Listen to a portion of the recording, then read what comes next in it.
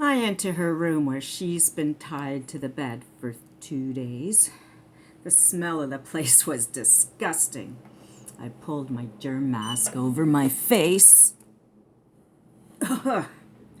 Earlier, I'd sprinkled drops of lavender into my mask so that I wouldn't be subjected to Specimen 3's wretchedness. She was quiet.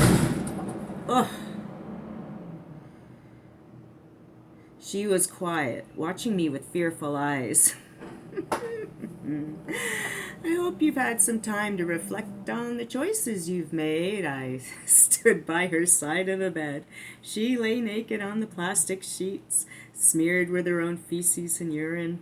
A tube snaked down from the headboard and into her shoulder where there was an intravenous tube to keep her hydrated and vital. Plastic sheets lined the floor and walls and most of the furniture. Her eyes were wide. She was sweaty and making crying noises through her ball gag.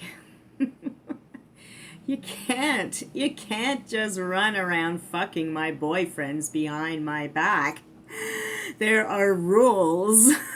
There are rules. In any sexual arrangement, there are rules, spoken or unspoken, and they are to be followed.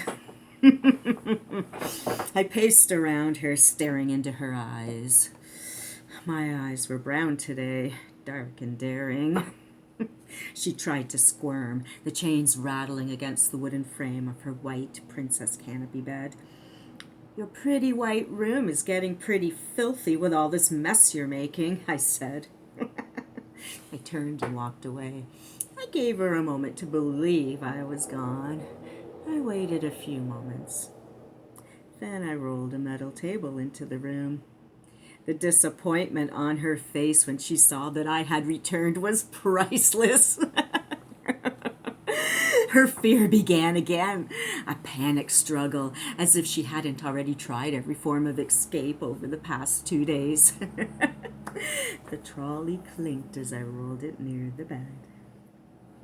I went over to where she lay frozen with fear, her eyes carefully watching every detail of what I was doing as I pulled the tubing needle free from her shoulder. She winced a bit as the needle left her flesh. Only a few droplets of blood emerged until I pressed my vinyl-clad finger over it for a minute. The bleeding stopped, so I tied up the equipment by closing the secret compartment where the IV unit was hidden in the headboard.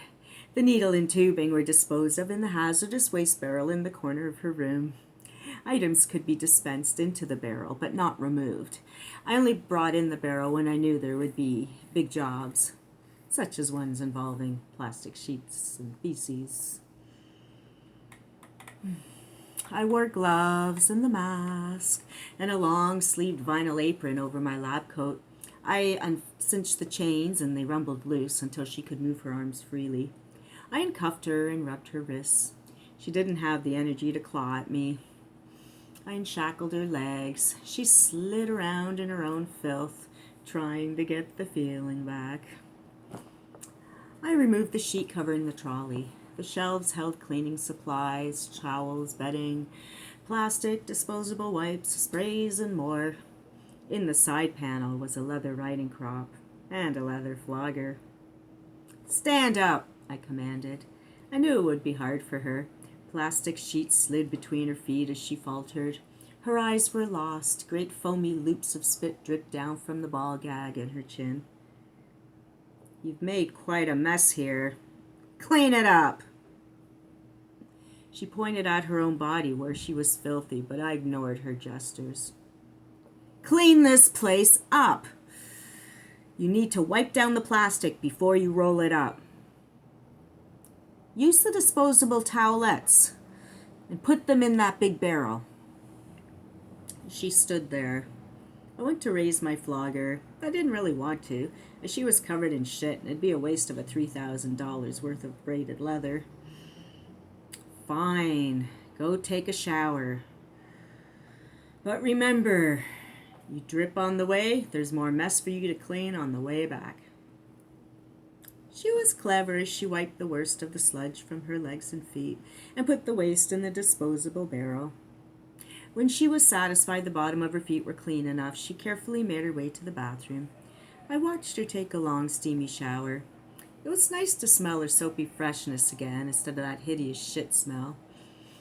I knocked on the shower stall door. "Excuse me," I said as I looked her over. I reached up to her head and unbuckled her ball gag. It was a bit tough, as it was wet, but at last I was able to do it. "Rinse this off in the shower and give it to me." She returned back to the shower and soaped up the ball and then rinsed it clean. She stuck her hand back out of the shower with the gag and then dropped it into my hands. "Thank you." She began to hum, the beating of the water washing away her filth like a soothing baptism. Specimen 3 began to sing, long and lovely notes from one of the songs that sent her reverberated around the bathroom. My ache for her began once more as her siren song lulled me. I knew she was calling me, but I resisted. This would be a battle of wills, and the princess will succumb to the queen. Her singing gave me goosebumps. My flesh stung and shuddered with each note her perfectly pitched voice slid along. Her harmonic was magnificent, a delicate tremor that reminded me of the ultimate vulnerability we all have. She was hypnotizing me with my own music. On the bracelet there were charms from my own implants. For the first time in a long time, I was gonna have to use them to keep her from seducing me. I found the magician with his little wand and rubbed him. A subtle shift in my electric current was barely detected. I don't think it would be noticeable to someone who didn't know she had an implant. I tweaked another charm. A ringmaster. There was no sensation at all from that one. The singing stopped and she stepped out of the shower. She turned to me and looked rather smug. I frowned. "You need to go clean up your mess. Now." I snapped the flogger at the back of her thighs while she reached for a towel from the drying rack. She stood quickly as the leather strips slapped her legs. "Holy shit," she said, rubbing her legs. "Go!" I said, striking her naked ass before she could get her towel. "Yes, I'm going. I promise, really." She wrapped the towel around herself and went into her bedroom. She stared at the mess. She put the towel back in the bathroom. "Might as well clean naked." "Really? Less mess that way, I guess," she said. She ventured back into the plastic, slime-coated hell and spent about 3 hours cleaning it up, to my satisfaction. Once every last bit of rot had been cared for, I allowed her another shower. While she was in there that time, I removed the waste barrel to the garbage room in the back of the basement. There were stairs behind a wood-paneled wall that led from the basement up to one of the backyard sheds.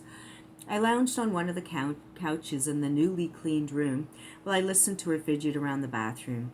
I watched her antics on my watch while I listened to her. She appeared resigned to her fate, ready to succumb to my whims. When she at last appeared, she had blow-dried her hair and had perfect makeup on her face. "I want to please you, Doctor," she said with a slight bow. "We'll see how you please me. Get on the bed." She climbed up on the bed, looking at me expectantly. "Back in the cuffs," I said firmly. "Already? Really?" she pouted. I reached for the remote control on her dresser. "Now, please, or you know what will happen." She sighed and stared silently up at the ceiling while I fastened the cuffs around her arms and legs. I cinched everything right tight so she was splayed out. Not too tight, so that circulation could flow. But there would be no escape. As I took the ball gag from my pocket, she started screaming. "I don't want it. I'll be good, I promise. Please don't make me wear that." Luckily, a head-shaking, screaming princess is easily coaxed into submission. The gag is popped into her mouth, and I buckle the head strap. I adjusted the shackle so that she was closer to the right-hand side of the bed and down near the end of it. Her legs were spread very wide. I rolled over a lighted mirror and magnifier that I had taken from my laboratory. I adjusted it so that the arm swung out enough that I had a full view of her genitals.